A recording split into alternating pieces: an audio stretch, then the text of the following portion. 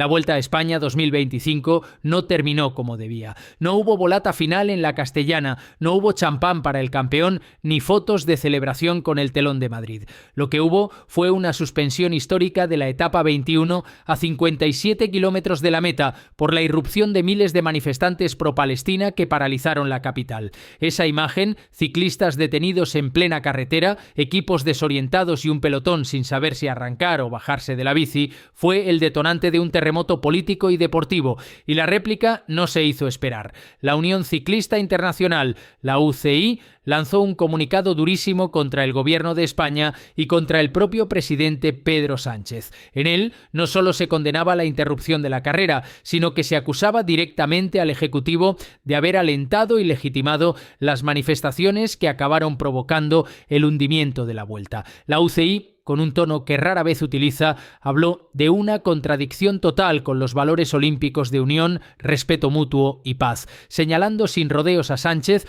por haber respaldado públicamente a los colectivos que protestaron contra la presencia del equipo Israel, Premier Tech. Este comunicado no es un mero gesto simbólico, es un golpe frontal a la imagen de España como organizador deportivo. En él se recuerda que el deporte debe ser un espacio de neutralidad, un puente entre culturas y naciones y no una herramienta al servicio de los intereses políticos de un gobierno. El deporte debe unir, nunca dividir, insistía el texto oficial, que además calificaba lo sucedido en Madrid como una grave violación de la Carta Olímpica. El contexto es clave. Desde la llegada de la Vuelta al País Vasco, la edición 2025 había estado marcada por protestas, recortes de etapas y escenas de tensión. Pero la cancelación en Madrid fue el punto de no retorno, el episodio que encendió todas las alarmas y que llevó a la UCI a pronunciarse. España pasó de ser anfitriona de una de las 3 grandes vueltas a ser el epicentro de la mayor crisis política y deportiva del ciclismo moderno. La foto del pelotón parado en la capital,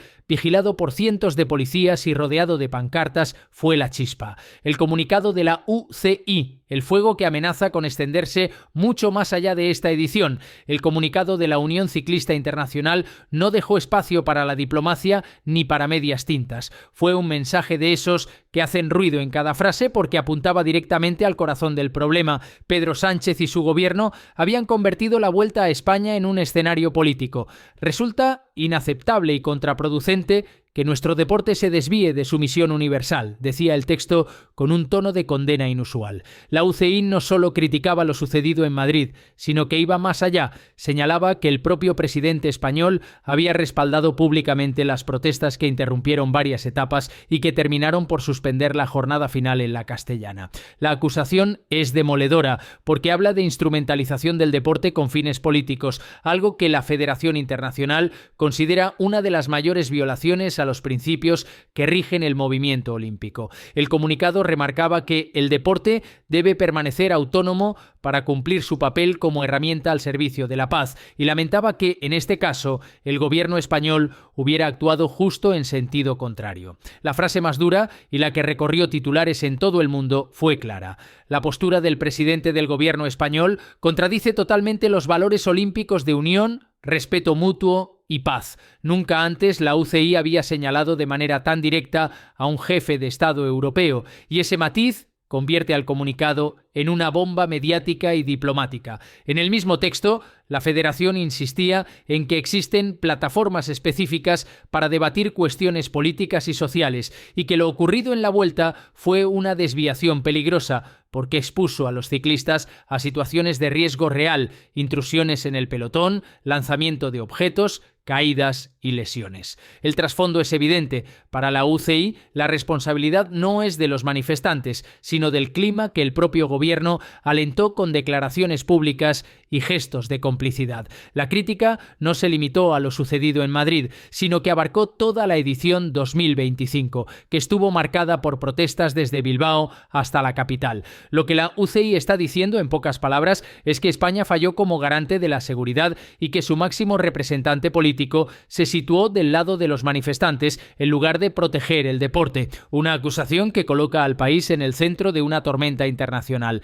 Si en la primera parte del comunicado la UCI señalaba directamente a Pedro Sánchez, en la segunda parte lanzaba una advertencia que resuena como una amenaza velada. La credibilidad de España como organizador deportivo está ahora en entredicho. El texto lo dice sin rodeos. Se pone en tela de juicio la capacidad de España para acoger grandes eventos deportivos internacionales, garantizando su buen desarrollo en condiciones de seguridad y de conformidad con los principios de la Carta Olímpica. Esta frase es dinamita pura porque coloca a España en la misma lista de países cuestionados por su entorno político o social, algo que hasta ahora se asociaba con territorios en guerra o con crisis diplomáticas graves. Que una nación europea, miembro de la Unión Europea y anfitriona de múltiples pruebas deportivas, aparezca bajo esa lupa supone un bochorno internacional. La UCI recuerda que el deporte debe ser un terreno neutral, capaz de unir culturas más allá de las tensiones políticas, y advierte de que lo sucedido en la Vuelta puede tener consecuencias en el futuro inmediato. En el horizonte están mundiales de ciclismo, campeonatos europeos y, más allá del ciclismo, incluso candidaturas olímpicas o eventos multinacionales. El mensaje es claro: si España no garantiza la seguridad y la neutralidad, puede quedar fuera del mapa de los grandes acontecimientos. El caso resulta todavía más sensible porque la UCI está a punto de celebrar su congreso anual, en el que participarán representantes de las federaciones de Palestina, Israel, Rusia y Ucrania, es decir, los 4 puntos calientes del deporte mundial que se cruzarán en la misma mesa. En ese contexto, la UCI necesitaba reafirmar su autoridad y lo hizo a costa de España. La imagen del país quedó vinculada a protestas, etapas recortadas y, sobre todo, una suspensión final inédita en Madrid. En otras palabras, la Vuelta 2025 pasará a la historia no por el triunfo de Jonas Vingegaard, sino por el colapso político y organizativo que proyecta dudas hacia el futuro. Y si algo tiene claro la UCI es que no permitirá que este precedente se repita. De ahí la dureza del comunicado. Más que un aviso, es un toque de atención que pone en riesgo la relación entre España y el ciclismo internacional.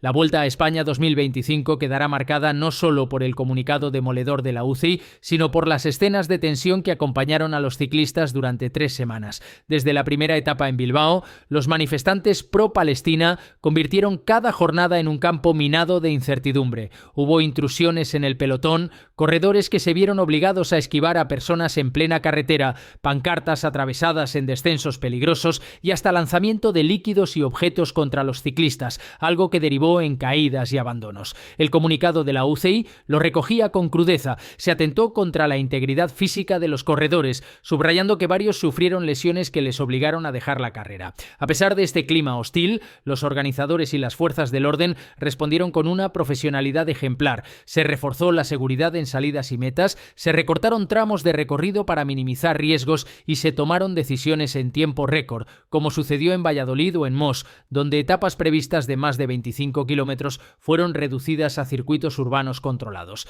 El propio texto de la UCI aplaudió esta labor, destacando la serenidad con la que la organización de Unipublic manejó una situación que en cualquier otro país habría desembocado en la cancelación total de la carrera. Sin embargo, la tensión era visible. Los corredores no podían abstraerse de lo que sucedía alrededor, y cada vez que un ciclista del equipo Israel, Premier Tech, tomaba la salida, el ambiente se cargaba de abucheos, gritos y pancartas. Fue un escenario en el que el deporte quedó en un segundo plano, opacado por el ruido político y social. Aún así, en medio de este caos, la Vuelta tuvo un campeón: Jonas Vingegaard. El danés del Visma ganó con autoridad en la bola del mundo, descolgó a Almeida y aseguró un maillot rojo que lo consagra como uno de los grandes dominadores de la era. Su victoria debería haber sido la imagen final de la carrera, pero quedó eclipsada por el colapso de Madrid y por la lluvia de comunicados que vino después. Lo cierto es que tanto ciclistas como organizadores resistieron hasta el final,